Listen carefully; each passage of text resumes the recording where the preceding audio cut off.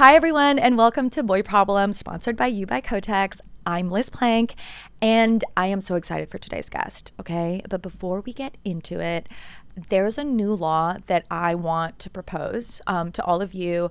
I think it should be illegal not to have a sister. Like, I'm sorry, who do you call when you are spiraling at 2 a.m. and you want to beat a dead horse? Who's sending you voice notes that start with, okay, first of all, he's ugly. Sisters are like emergency contacts for your soul. My sister's the only person who knows the exact weight of every cry. She knows the difference between a career cry or a boy cry or a PMS cry or I hate my outfit cry. She literally hears one sniffle and she knows like if I need a therapist or a tweezer. Not having a sister is like going through life without a parachute, without a hype woman, without someone who's seen you at your absolute worst and still thinks that you deserve the world. And having a big sister is like hitting the jackpot. You don't need anyone else. Like, I don't have to call 6 people when I have a problem. I call my sister and then it's case closed. Like, I know I'm right. My sister said I was right. And this might be controversial, but I believe that guys with sisters are built differently. Here's my completely unscientific, spiritually accurate ranking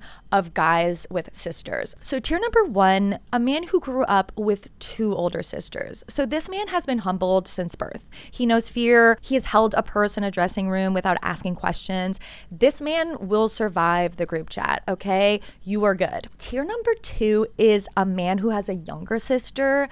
So this is a man who's soft, he's sweet, he's protective, he's like surprisingly gentle. He grew up thinking that women were like magical beings who float. He's not sure if we really poop, you know, but he still believes in girl math. He isn't entirely sure what serum is, you know, like he doesn't know what toner does, but he's curious. You know, he asks thoughtful questions about it. He has potential. You know, he needs a little seasoning. He's like, just cinnamon roll coated, you know? He's like, I like it. We like that. So tier number 3 is grew up with 0 sisters. So this man has never heard the phrase luteal phase. He doesn't understand what dry shampoo is yet. He gets nervous when someone cries because he thinks that it means that he did something wrong, which to be fair, he probably did.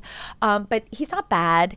He's just like unacquainted with vibes. So you need to proceed with patience and maybe a glossary. Tier number 4 is my favorite tier. This is a man who grew up with a lesbian older sister. He's been coached, he's been corrected, he's been spiritually exfoliated since childhood, okay? He's basically sister certified.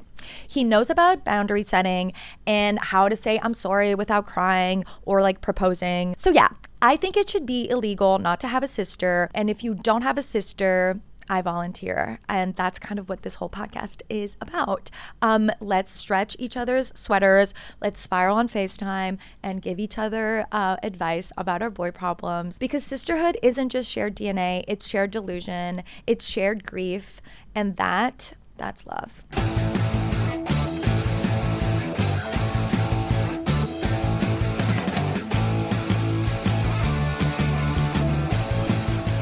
Okay, so I'm super excited for today's guest. She didn't just talk about the dating crisis. She built a stage, lit it with pink LED therapy lights, and ran a full-blown rehabilitation center for fuckboys. She's a razor-sharp stand-up comedian, a genre-bending actress, and a bisexual oracle. She co-hosts the podcast Ride, which somehow manages to be both hilarious and spiritually cleansing.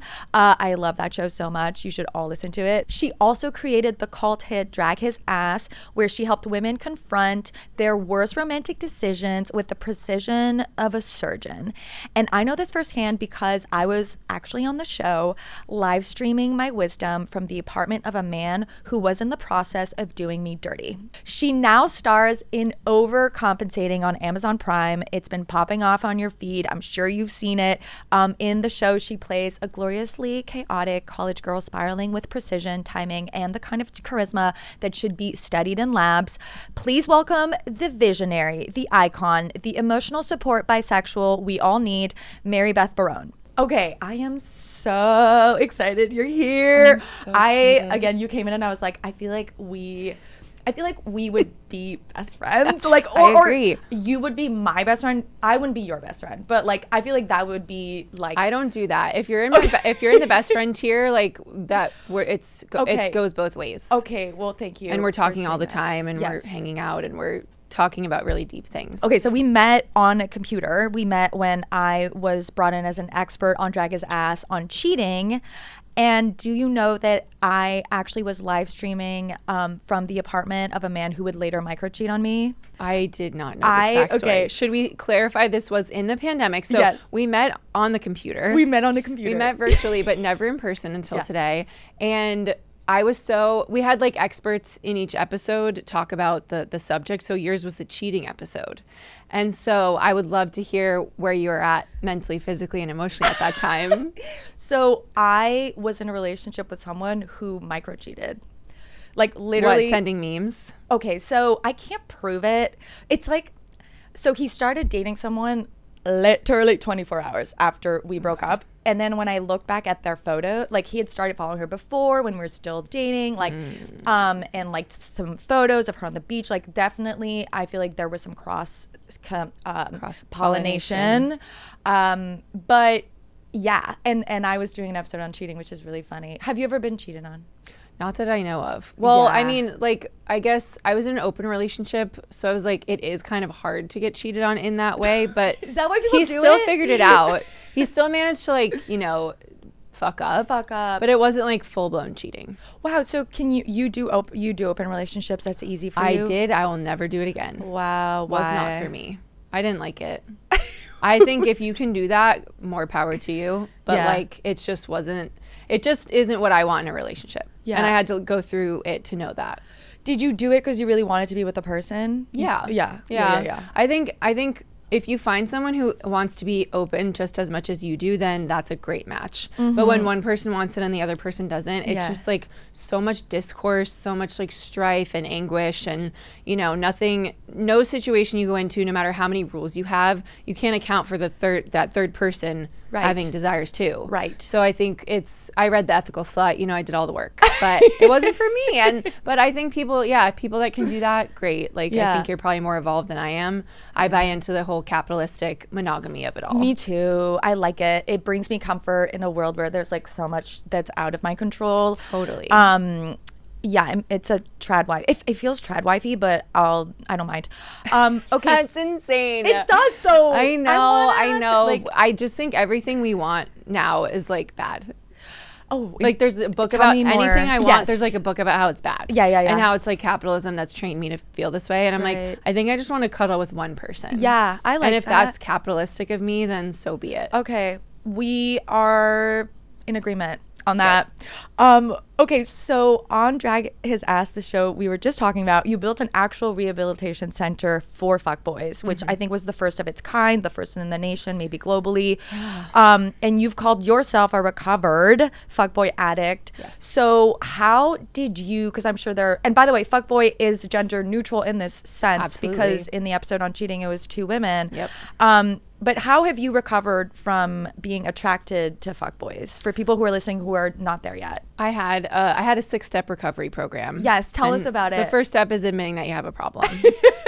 So that's important for all recovery programs, is to Okay. just acknowledge you have a problem. I noticed I had a terrible pattern of behavior, and then I started sort of emulating the traits of a fuckboy. So I felt like that wasn't something that I really wanted to be part of my identity. Yeah. So I then had to like go through the process of like, I literally bought a whiteboard for my apartment, and it said fuckboy free for blank number of days. Really? Yeah, my goal is to get to 100 days.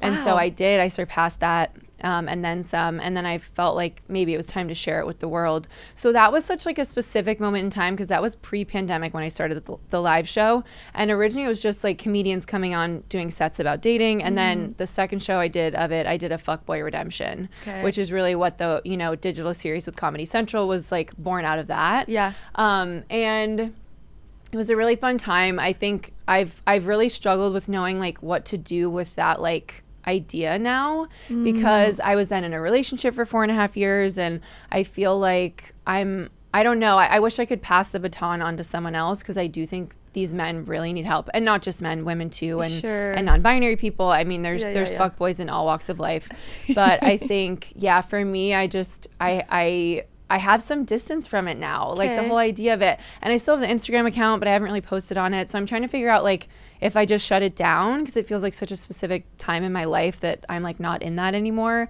But I wish there was someone that could inherit it from me. I don't know who would want to take that on, but why are you not there yet? Is it because you relapsed? no, I just think Okay. like I just don't I think like the dating climate is so bad that it's actually too depressing. Like I Whoa. saw there's this Man of the Year trend on TikTok right now. It's that Lorde song. Yeah. And it's like people posting a photo of themselves and then you swipe over and it's like the Yes. most devastating text message they've ever Yeah, received. yeah. First of all, if I did that trend, I would completely upend people's worldview.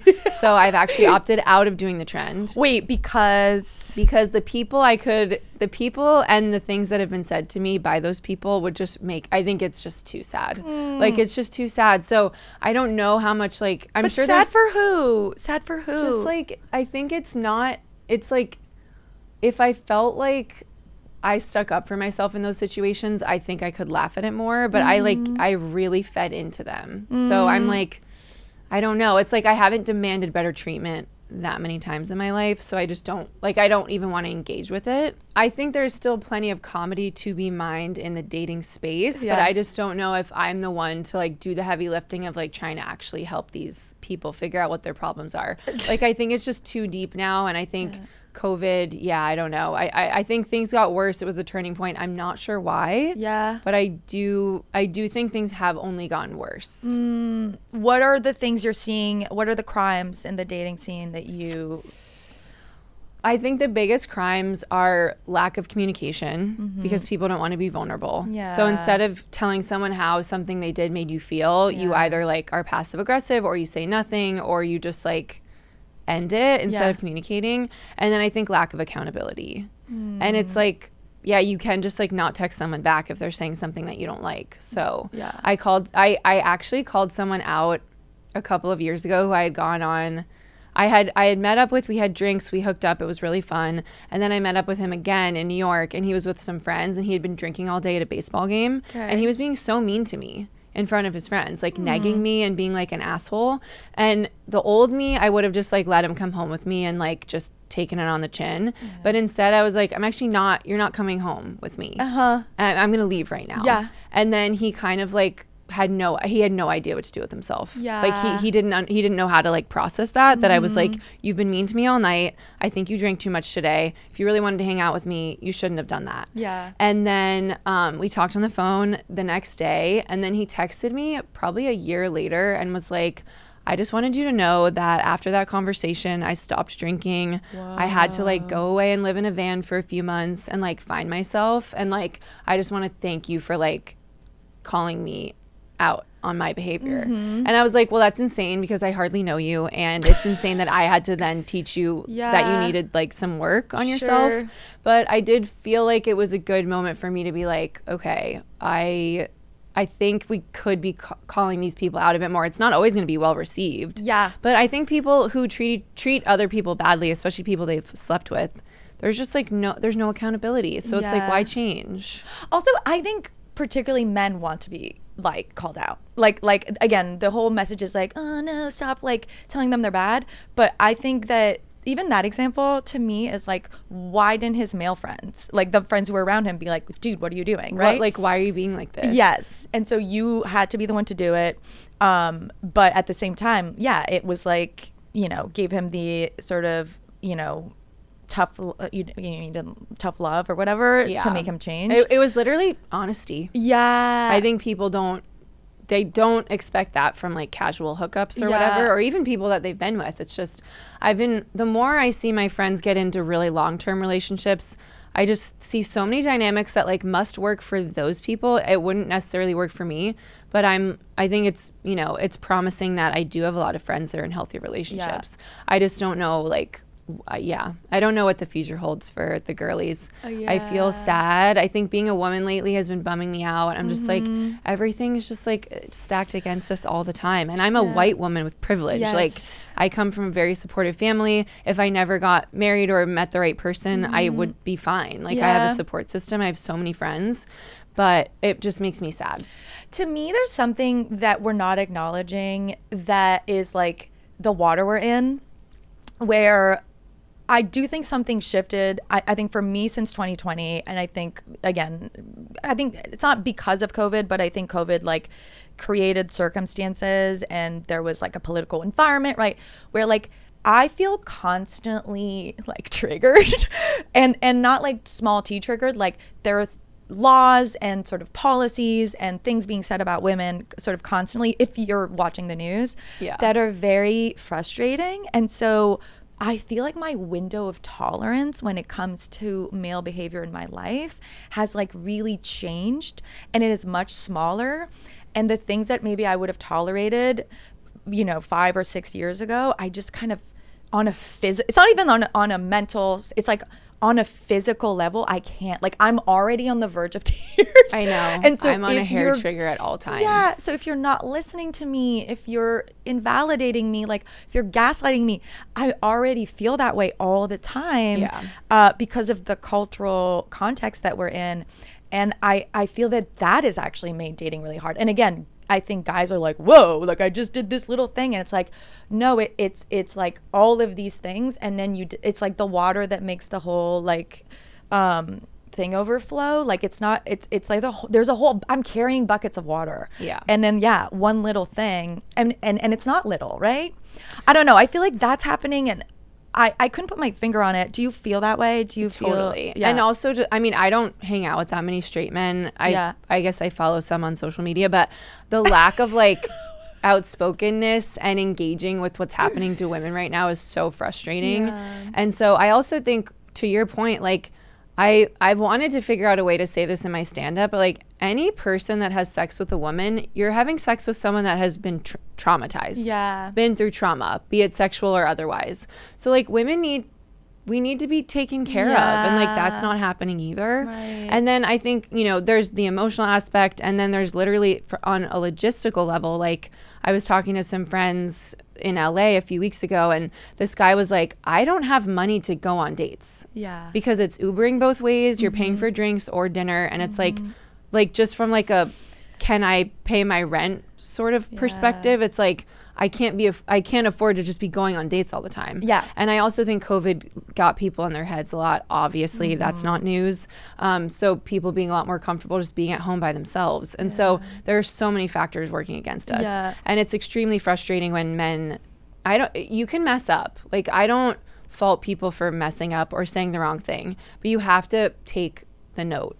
And I don't think guys do that well. And women too. It's not like people don't want to feel like they did something wrong. Exactly. And I think there's a lot of sensitivity. But I read this Bell Hooks book all about love. And just like we need more honesty in society. So I've been trying to practice that more to varying results of success. It seems like you're weeding out things that aren't working for you. And I think that's, again, like on a, more systemic level, like women are just leveling up and realizing that there are things that, they just won't accept.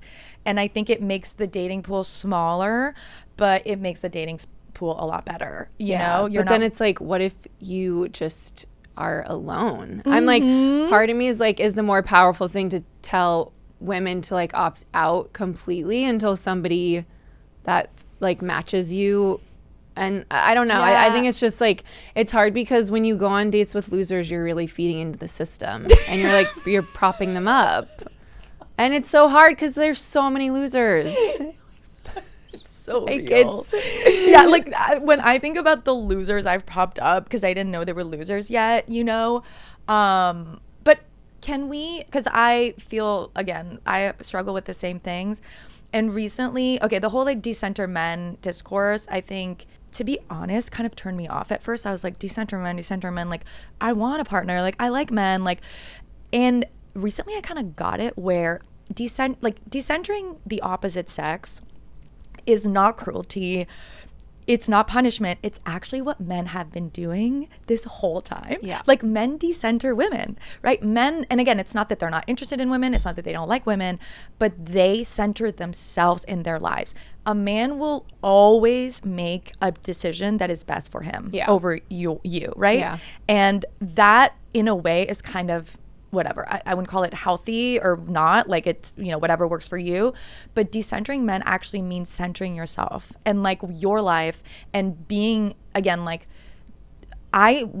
this happened to me where I was like, I need to like figure out what I like. Yeah. I need to figure like, what do I like to do? What are my hobbies? What are the things I want in my life that are like completely separate from this part, which doesn't make that part not possible, right? It doesn't mean that if I meet someone, like it won't work. Right. It actually will just be like sprinkles to my cupcake, but like I have to build the cupcake, you know? I know. I think I did this sort of subconsciously because I dated a guy that lived in England for 4.5 years. Whoa. And we just could not figure out how to like live in the same place. Yeah. Like it just wasn't happening. I wanted to be here. He wanted to be there.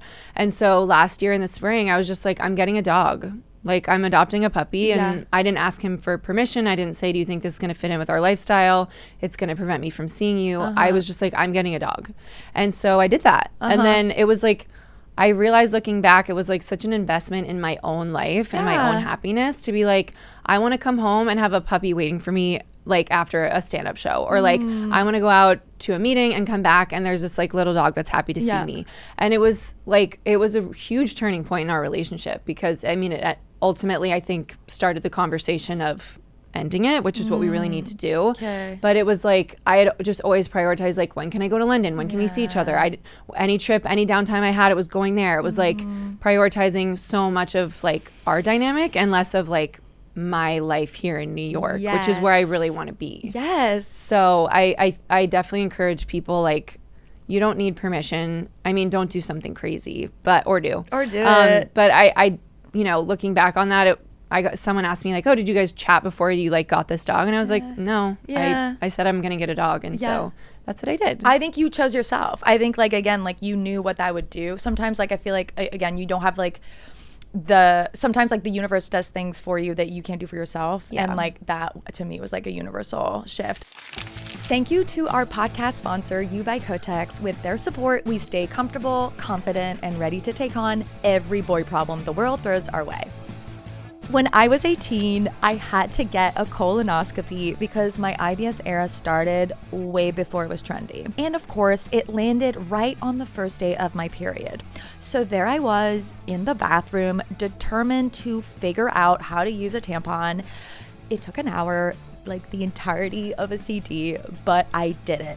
And that day in the bathroom with indie rock playing and me on a mission was the start of something big. My vagina is a bit of a highly sensitive person, which is why I love You by Kotex. They're the #1 compact tampon that absorbs like a full-size tampon, so I get powerful protection that's comfortable for my body. I find their tampons to be so easy to use and insert, and as an added bonus to my highly sensitive parts, they have no harsh ingredients and are made without fragrances.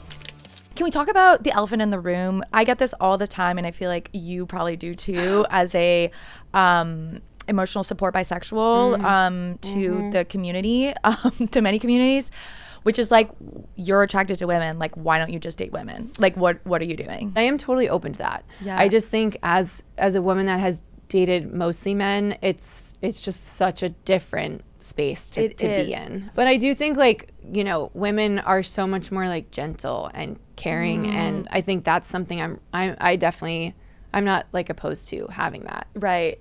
I do think men, this is something I do. I mean, there are many things I love about men, but like men are simpler, and it can be infuriating when you're dating them, because you're like, oh my God, like, can't you notice this thing and that thing? But that also comes with benefits because things are simpler. Like I have been in a few, like I've dated, women where I've been overwhelmed by the amount, the longitude and latitude of the text I'm receiving, where I'm just like, whoa. And again, no generalizing completely. But yeah, where I was like, oh, this is actually a little, like, maybe this isn't for me. It's overwhelming. Yeah. Also, I think maybe there's part of me subconsciously that's like, I've dated so many of the wrong men at this point. Like, I have to find the right one just for my own. Oh, interesting. Like, just to be like, I did it.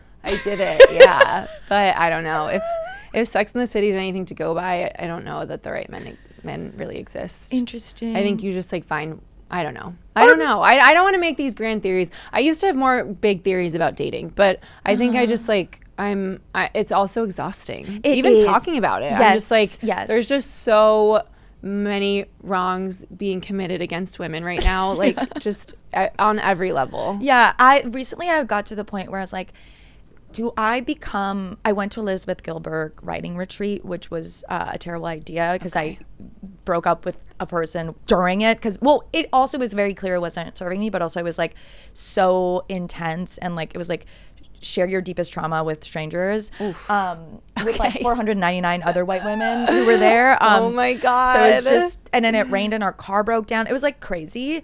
But that being said, she is celibate. And we should have her on Boy Problems, actually. But she dated this guy. Obviously, she got a divorce, wrote Eat, Pray, Love. Mm-hmm. Then she married this other guy, and she was like, second husband, that's the way to do it. Then her best friend was dying of cancer. And then she was like, actually, I'm in love with you. Left her second husband to be with her best friend, who then had addiction issues and died. And then that led her to just be like, I need to be celibate. Like Forever? Yes. Or she's been celibate for 5 years. What? And it inspired me where I was like, okay. But then I'm like, do I become celibate or do I get 4 boyfriends? So that, because I feel like 4 men could fulfill my needs. Everyone's facing that. Yeah. Yeah. Everyone's celibacy or four boyfriends. Because I feel like what we're striving for, which is the capitalistic, like one husband, I don't know if it can fulfill our needs, but 4 men could, because like together they could be one. Like they could all bring. But they're so stinky. I can't imagine 4 boys. But like that would put me in the ground. Well, right. It would. Well, this is what I think about people who are in open relationships, which again, if you're doing it, you're like an Olympian to me. Like it's like, wow, like not for me, but like so much admiration. It's like you must spend so much time. Like even just like dating one person is like a lot of time and energy. It's a full-time You're job. analyzing text. You're like, which emoji do I send? Which color heart did they send me? What does it mean? Like, and yeah. So it's like, but I feel like, yeah, I don't know. I don't. If anyone knows, I'm excited to hear how it goes. Well, what you end up going with, because that's too crazy extreme. But I think maybe we need to be acting extreme, like because doing the whole like playing by the rules thing, it's not working. I've been producer Mike is on now. Oh my God, hi Adriana, please. She's our Gen Z correspondent, producer extraordinaire. Thank goodness you're here. I have really been wondering when women are gonna really instill a sex strike. Yeah, it's so powerful. But also, it just won't happen though. I don't think we could do the collective action of it all. But why? We can do anything. But I just think some people won't, and then it's like sort of undercuts the whole thing. The trad wives won't. Yeah. Right. Well, they won't do anything. But also, isn't it happening already? Like this whole Scott Galloway like data that like men aren't having sex. It's like because women will have sex with you. Yeah. Like there's kind of a soft launch of a sex strike happening. I think we need to get the married men angry, honestly. Yeah. Oh, interesting. I think that we need to say it. Like, it seems like it's sort of passive. Right. So it's happening, like, just we don't know why. Right. So if it is, in fact, people withholding sex for political reasons, then we need to say that. Okay. We need to be clear with the messaging. I think so. And then aren't, like, married men already not having a lot of sex? Or is that a myth? I don't know. That's a good question. Should we Google how often are married How often do you think married couples have sex? What's the appropriate number? I honestly couldn't even begin to guess. Because 3 times a month? A month? There is no way. Whoa. Yeah. There is no way that the average married couple is having sex 3 times per week. AI overview incoming. Okay. Which, by the way, probably not true. Probably not true. But on this show, that's Bible. So married heterosexual couples have sex with varying frequencies, but the most common pattern is having sex less than once a week. I fully believe that's true. Other AI overview is saying this is why times a year. AI, I'm not afraid of AI. They can't even agree on how many times a week married couples are having sex. Period. Wow. Yeah, because I had a friend, I won't name names, but recently she was like, we have sex a lot. Like, and then she said a number that was like not a lot to me. Like it was like, once a week. Well, and I was if you're not going to say the name, you could say how many times. Okay, I can't remember. But it was like something like 1 or 2 times a week. And I was like, that's because when she said we have sex a lot, in my head I go every time you're in a bed together. Right. I feel like that's a lot. But what she meant was compared to our other married friends. Yes, who are probably like not 0. doing it. Yeah, why? I don't know. Which again, it's like, why are we trying to get married? But then I'm like, maybe sex is bad. Maybe In general? sex is bad. Maybe it's bad. What do you mean? I just think maybe it's bad. Like how to me, I think alcohol, maybe it's bad. So we should be celibate. I mean, I don't know. That's what Elizabeth Gilbert would tell us to do. Get sober. And get celibate. Get celibate. I don't know.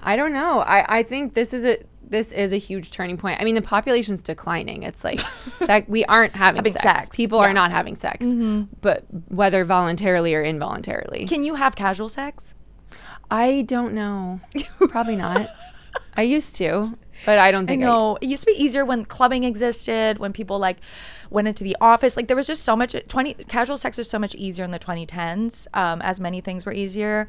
And I feel like now it's just everything's complicated. I feel like that's what's happened. Like everyone's thinking about things a lot, and including men. Like I think they're like nervous too. I think they're nervous too, and I guess I'm glad they're thinking, they're introspecting or whatever. But yeah, it's a mess. I don't know what we do to fix it. Yeah. Also, there's like no way to meet people anymore. Yeah, we'll talk about that. Because I was just we are filming this in an office building, which to me is a very novel concept in the 2020s, because I haven't really worked in an office since then. Or if I've worked in an office, it's like, oh, half of the people don't come in half of the time. Right. So it's very ghost town.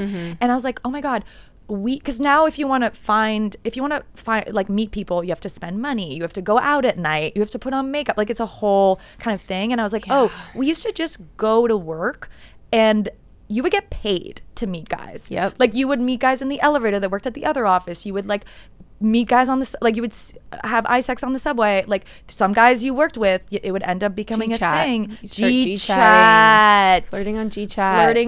Bring back flirting on G-chat. I know. It was so hard. easy. I know. It was like hard not to date one of your male coworkers. I know. It was like mean, an uphill I did battle. it several times. Me too. I think also, I'm like, even...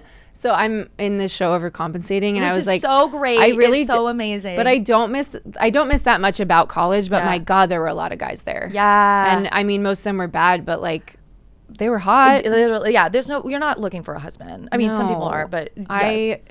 Yeah, God, I didn't know how good I had it. I know. That's what I think about. I would literally write down my number on pieces of paper and just hand it to guys at the library. Yeah. Like I had this like French boyfriend for like a month. I went to France. I met his whole family, and I was like, I met him at the library. Like it was so easy. That's really cool. It was so easy. As a bi woman, do you feel pressure to be hot all the time? I just feel that as a woman. I feel that. Yeah. And that's okay. I don't mind that. The pressure? Yeah. Okay, wait. We do ask this to everybody. What's your Achilles heel with men? And then is it different from your Achilles heel with women? Because you're a bisexual icon. My Achilles heel, my God, I don't even know. It's like, I guess... everything. Just like, I like just like hot people, hot guys and girls. If you're hot and you have riz, which I don't use that word like a lot, but to me, like charisma, no matter what, like I'm in. Wow. And I'm hooked. And that's really, I mean, I guess honestly, it's not even that much of a problem anymore because so few people have it. But when I meet someone, it's like, oh, okay, yeah. Whoa, you're drawn in. I'm in. Personality. Yeah. I'm afraid of charismatic men. Because I've they're dated extremely sinister. And dark-sided. Yes. And again, if they're charismatic with you, they're charismatic with all the other women. That was one thing I learned. Like if they make you feel like there's like a downside, I'm afraid of them. I like trained myself to be turned off by really cool. by charismatic men. You should write about that. Okay. Yeah, you just go like, I got the ick. Yeah, I have the ick. A lot ick. of people. Yeah. No, you have to gaslight yourself. Okay. 99% of life is works. just gaslighting yourself. Yeah. Like, it's like, why do you, again, like having fear is gaslighting yourself into the worst outcome. Like having hope is just you might as well feed like the information that makes you feel better. Wow, and makes this is huge. It's huge. I highly recommend it. Thank you to our podcast sponsor, You by Kotex. With their support, we stay comfortable, confident, and ready to take on every boy problem the world throws our way. Before we get into our audience's boy problems, we have a period question submitted by a listener. So today's question is, when you're on your period, does the bleeding happen at one time or is it more of a leaky faucet situation? I love this question. Let's just say that it's less splash zone and more slow, unpredictable drip. Picture a faucet that can't make up its mind, okay? Some days it's a light sprinkle. Other days it's like, surprise, we're in full force today. You by Kotex balance pads have a raised center that absorbs instantly and helps lock away blood, sweat, and odor. So whether it's a trickle or a tidal shift, you're covered. Feel comfortable, protected, and confident with You by Kotex period products. Okay, let's get into boy problems. Other people's boy problems, Yes, not our own. Not our own. Finally. Okay. Also, Liz hasn't read these. Yeah, Okay, we're great. discovering them so this, together. We're going in blind. We're going it's a blind unboxing. Exactly. I have been married for 7 years. 2 kids. Happy enough life. Yada, yada. But he is still so annoying. When I do a girls' night away or a trip, it's constant guilt trip. Come on. I want him to spend more time with his friends.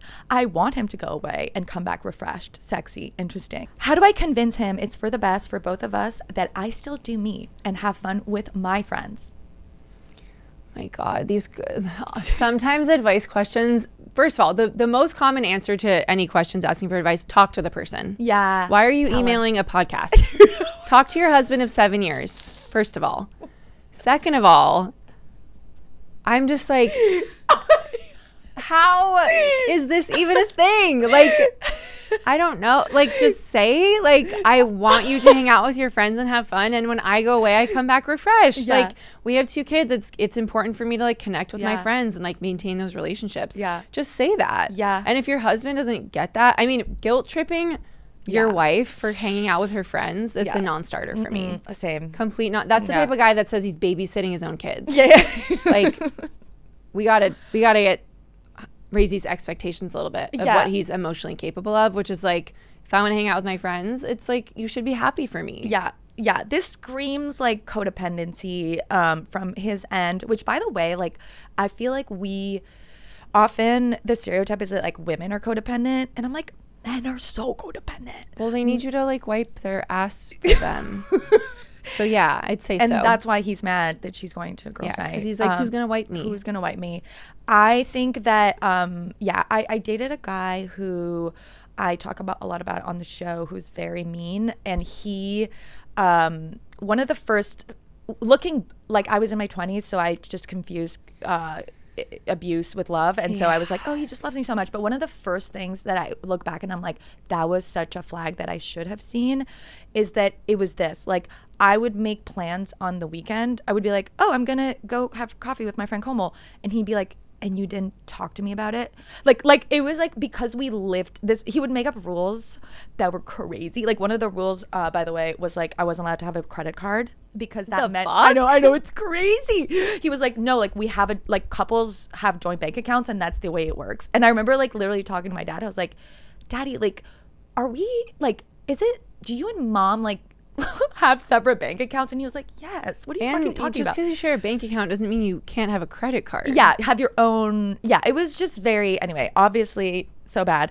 But one of the things he was like, no, that's what couples do. Like, there's a lot of, right, and you get to choose, you get to decide, and especially if it doesn't feel good, like, yeah, you should definitely be seeing your friends. And like, there's something like isolationist about this. Yeah. I don't like when you're in a relationship that someone is like not supportive. Again, try and get to the bottom of it. Yeah, well, I guess like something that's hard to ask a man is like, how does it make you feel when I go on a trip with my friends? So then if it's like, well, I feel like I'm not like connected to you, or I feel distant, then like maybe after a girls' weekend, you guys can go on a date. Like, Yes. propose things like that, but I think it is hard for men to like state a feeling. And so starting to put that, like, pose the question to them, I think is important in those conversations, because it's like, what is the feeling it's bringing up? Do you feel abandoned? Do you feel like I'm going to do something? Like, is it a trust thing? Yes. There's just so much that could be going on. I feel like 7 years in with 2 kids, like, yeah, those questions are totally fair to be asked. Yeah, I love that. How does that make you feel? I also think part 2 to that is why he doesn't want to go away with his friends. And I think that men have social anxiety more than we talk about. Like, not only depression, not only 100%. isolationist, it really makes them anxious. I totally agree, and I think it's gotten worse. again, like something in the 2020s, like we're all nuts. I do think they have, so I have a friend whose husband, she just realized, he was like, oh my God, he has so much more social anxiety in group settings, and I didn't know, and like he didn't know. Because this is the thing, I think, with dating men, and again, broad strokes here. This happened in my last relationship where I would be confused about something he would be doing, and then I would ask him about it, and he didn't know why he was acting that way, right? Like he didn't know how he felt. And that's a non-starter. Yes. How can we build off of that? You have to process your feelings. Exactly. And because if you're not processing your feelings, then yeah, you're acting out, you're projecting, like, right? Like that's always gonna work out, not only sort of in a bad way for people around you, but for yourself, right? Because you don't know what you need. And so do a feelings wheel. Oh, I love feelings wheels. I think everyone should have one. Do you know what that is? No. Okay. It's like it's a wheel that has, maybe, can we put it on in post? Like, okay, put it here. There's a wheel, and then there's all of the different feelings. Because you know how men especially, but also women, we can name like 3 feelings. It's like, I'm mad, I'm sad, and that's it. Or I'm happy. But the feelings wheel is very like, it forces you to be more granular with how you're feeling. So it's like, oh no, I'm not actually mad, I'm feeling lonely, right? Yeah. Like, oh, I'm not actually, right, like happy, I'm actually hopeful or whatever, right? Like to just be more granular makes you have to decide how you're feeling. And so bring a feelings wheel in. And it's for the whole family, not just for the adults. Yeah, for the kids too. Okay, back to other people's problems. Career lady. I'm 31 and spent my entire 20s laser focused on my career. I'm now a director running my own department, but I kind of skipped the whole dating and having fun phase. I'm just now trying to figure it out. But there's a twist. I'm still a virgin. How do I bring that up without making it weird? And how do I find someone who's down for something casual, but still respectful and safe for a first experience? Okay, this is a big one. I think investing in your personal life now that you've achieved career success is a really good idea. Yeah. So it's about making room in your life for socializing, for meeting people, for being on the apps, and honestly, like making it a job. Yeah. Like, because if you want to achieve success in dating, you have to approach it like you almost have to gamify it a little bit. Yeah. So I think from like on a baseline, your friends can help you. You go out more, you socialize, you say yes to things. So that's how you can meet new people. Sure. As far as like presenting being a virgin on a date, I think it's just being upfront with what you're looking for. Yeah. Because it's like, I don't think it needs to come up on a first date. But I think if you meet someone that you think is going to be that person, then you should be honest and upfront. Yeah. And how they react will say a lot. It will. But also, okay, I'm staying with my friend Anna right now in New York, and she is this badass war reporter, and she goes and reports in Palestine a lot, and then like is not in the in New York that much, and her life is just very much on the go. And so she told me that she on dating apps put like there's like different options, and there's a diabolical option that a lot of men choose, which is like, not sure what my dating goals are, but then they like want kids, right, it's just like what are you saying? But she basically did casual because she was traveling a lot. It wasn't because she doesn't want ultimately something serious, but she just was like, oh, I want to be straightforward and like honest about my availabilities. And the amount of men that she was just blown away because they were just like, great, you're looking for something casual. Right. So I don't think you're going to have trouble. No, I don't either. And also, still a virgin, I also think, again, I'm not a man, but I'm speaking on what I know about men, having studied them for a long time. I think they're going to be excited about this. I don't think there's going to be... The only thing is they might be like, I don't want you to be attached to me or whatever. But that's not what she's saying. She doesn't even want that. But you have to just state it so blatantly because they will attach. It's like, guys thinking you want to be their girlfriend after one date. Yes. It's like, just be really upfront. Straightforward. Or there's the option where you don't have to tell them. Yeah, if you don't want it to be like a thing. But I guess it just depends, because then if it's someone you want to date seriously, then it might come up later or whatever. Right. I feel like body count is a very common topic of conversation these days. So there's also a fun way, if it comes up, to just be like, I just haven't met the right person. I was really career focused. I don't think it has to be this looming thing. I agree. And I like it being like your secret, like that you're taking auditions for who's gonna like pop your cherry, but they don't know it. Yeah. You know, like it could be a fun, like, is he worth it? Is he worthy? And he doesn't probably even know. And then it'll be such a present for whoever you're like, I chose you. Treat it like you're on like The Bachelorette, like you're like your own, and just like design it like a fun reality show. And again, I totally agree. You don't have to say anything, because sometimes I've had sex where I'm like, I look like I'm a virgin. Like it hurts because of just like, I haven't done it in a while, or like, and the mechanics don't work. And so you could just be like, oh, I'm really sensitive, so just go slow. Right. Like they could not even know that you're a virgin. Right. You know, it's whatever you're comfortable with. Totally. Okay. Next question. Ooh, these are fun. Accidentally viral. I made a TikTok about the extreme lack of effort I used to receive on my birthday from my now ex-husband, and it went viral with over 21,000 likes, 250K views, and over 1,300 comments and counting. Whoopsies. I feel like I saw this, by the way. I think I saw this TikTok. Do I need to tell him about it? Do you think it will get back to him? Do I owe him an explanation if he sees it? No. You don't need to tell him. No way. No. I think agree. It's your story, yes. and you can do with it what you want. I agree. And I hope that all the comments were validating and made you feel like you were valid to feel that way. And I don't think you need to tell him. Yeah. At all. Also, it's like, what are you going to do about it now? Like, it's viral. So, and it also, is what it is. Did you put his photo in there? You know what I mean? Like, who cares? I also think that there's like far worse viral TikToks about people who are currently in a relationship with a guy or just a woman or dating, and people they'll really air out their tea online. Yeah. And I think it just depends what you want to get out of dating, because I think if you are making TikToks about every date you go on and it's sort of spilling about it, right, and someone sees that, they might not be comfortable. It's like with my stand-up, like sometimes I think anyone that gets involved with me knows that they might be the topic of a joke, and they're getting into it knowing that. Yeah, totally. So just know that those things are seen by people. Remember, okay, this will feel like a fever dream, because it does when I recall it. Remember West Elm guy? West Elm Caleb? West Elm I remember West Elm Caleb. I don't know West Elm Caleb. Oh my God, this was huge. This was a 2022 fever dream. Okay, so to piggyback off of West Elm Caleb, it was this guy who was on dating apps who kept matching with girls and then like doing the same exact thing. Yeah. And he was like a very desirable dating candidate because he worked at West Elm. I think he had a mustache. He like dressed well. Whatever. He had a code, a discount. Right.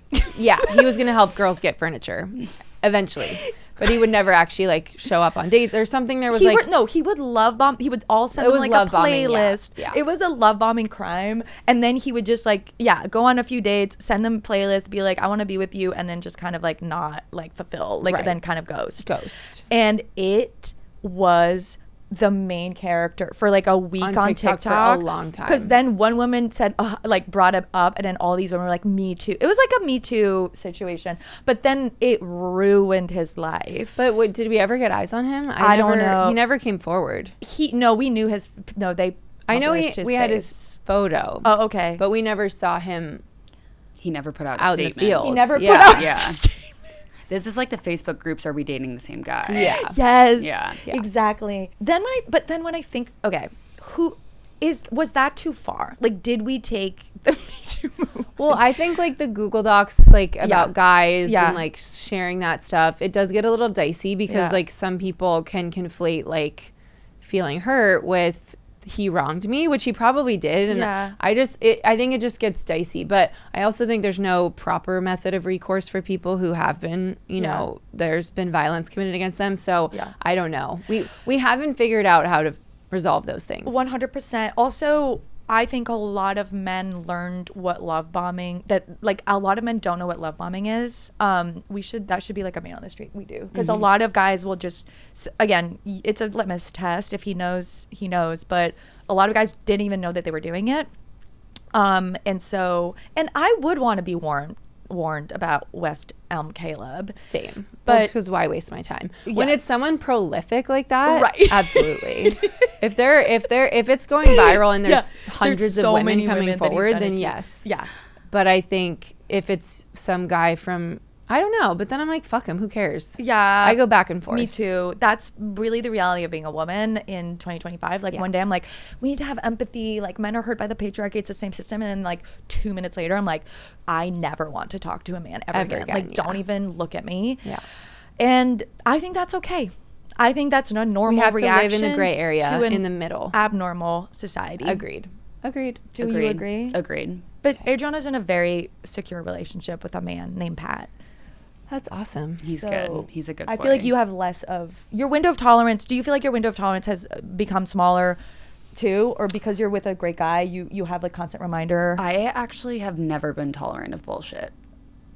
That's so cool. I feel like that's the key. She doesn't, because do you go on a lot of dates? Are you like very open? No. Oh, interesting. Me either. And I was saying there are pros and cons to both. Like my old roommate, she would go on dates, like 2 dates a week, and she had so much fun, and it was not a chore for her, and she always saw possibility no matter how much she liked the guy based on the first date. And I am so the opposite. Like I was so critical of Hinge, not in a superficial way, but just like the logistics of what this really work. Right. And I never wasted my time, but I also never saw the potential of people that might have surprised me. There aren't any. So. Don't worry about it.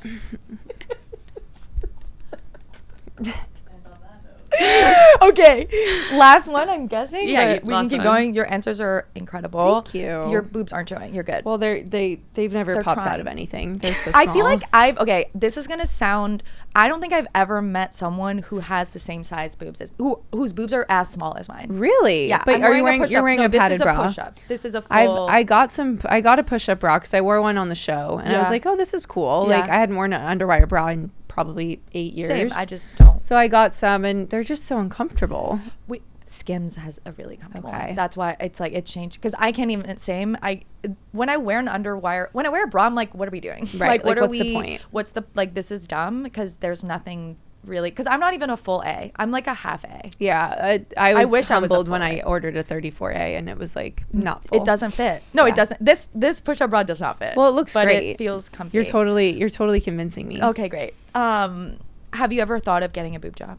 All the time. Oh my God. I don't think I'm going to do it because I don't want scars, and I think the surgery of it all freaks me out. Yeah. But I've always thought it's a possibility. Yeah.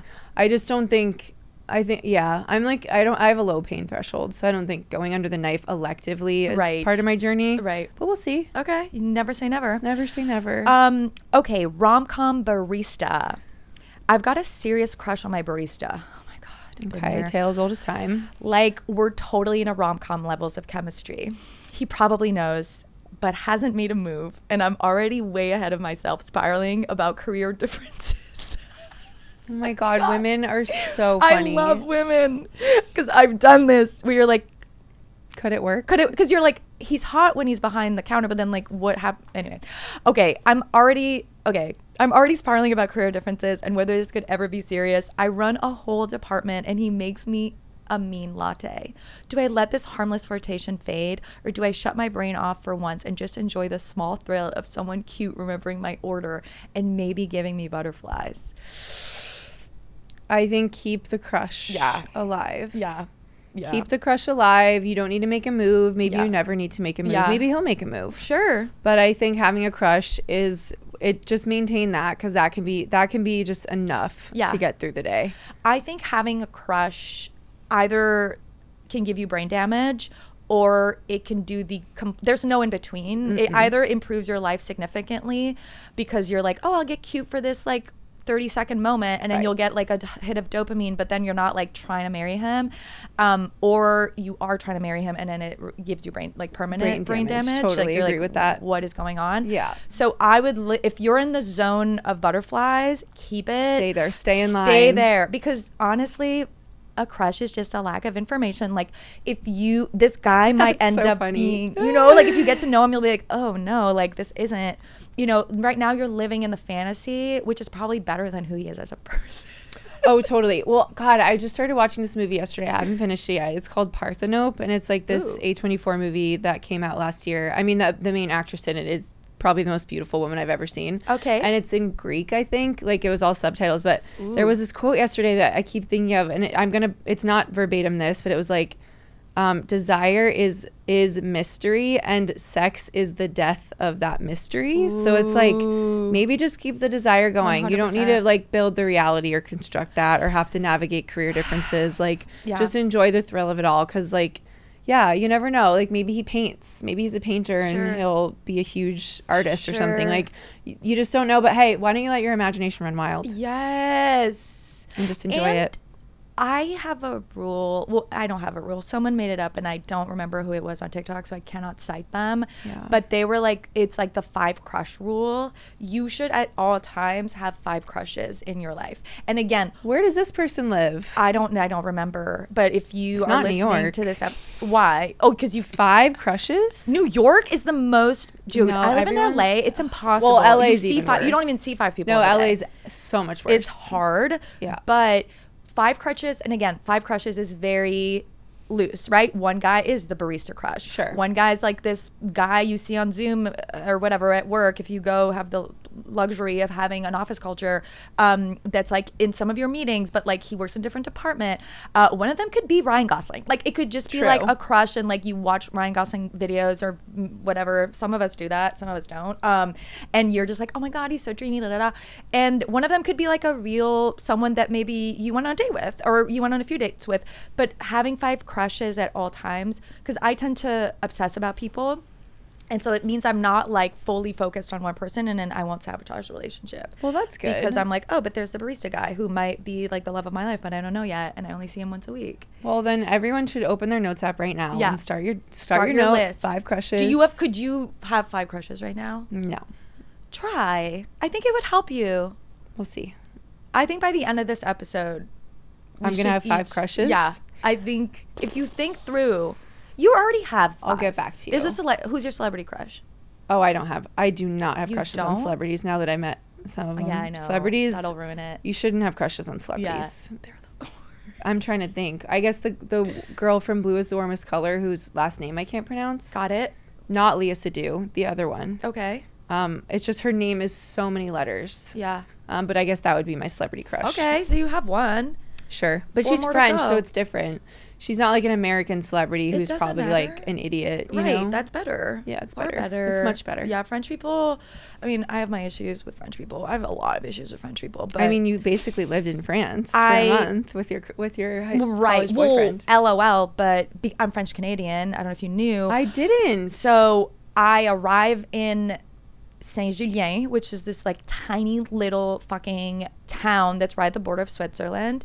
And I walk in and I'm like, hello, like I'm like, say hi, and they look at me like I'm a circus animal, which is what happens if you're French Canadian, right? Because it's a little different. Well, it's a little different, but they are emboldened to be patronizing and fucking like rude, and they think we're like, it's like, I don't know if you've ever spoken your native tongue to someone and then they burst out laughing and they're like, you're so cute. I want to hear more of you speaking French in my life. Yeah, I will. Agreed. We can make a French you are version. Fully Canadian or you're half American? No. I'm not. I wish. I'm on a green card, dude. I'm so scared right now. Girl, you better stop having a podcast. I know. Stop making videos. I know. You're gonna they're gonna show up here. Oh yeah, I know. It's a possibility. We've prepared for it. Well, I appreciate all the fervor you're fighting for our rights with, because there's a lot of Americans that are not doing that, which is crazy. Yeah, I mean, I have Stockholm syndrome. It's like unreal. Like, what am I doing? It's like being bisexual. Like, why am I dating men when I could be dating women? What? Yeah, I said you don't even have to be here. I don't have to be. People are like, why aren't you already gone? And I'm like, because I think America can change. I think I can change it. Yeah.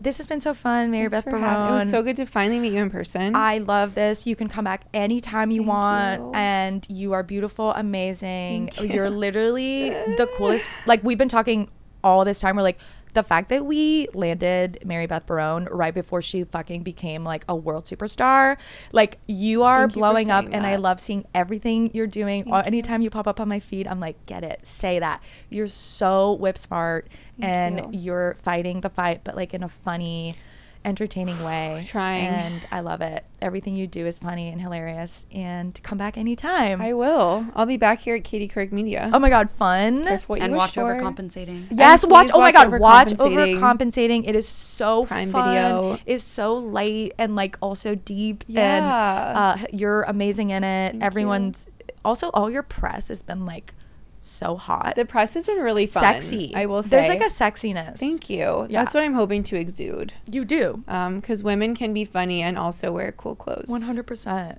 You're the living proof of it. Thank you.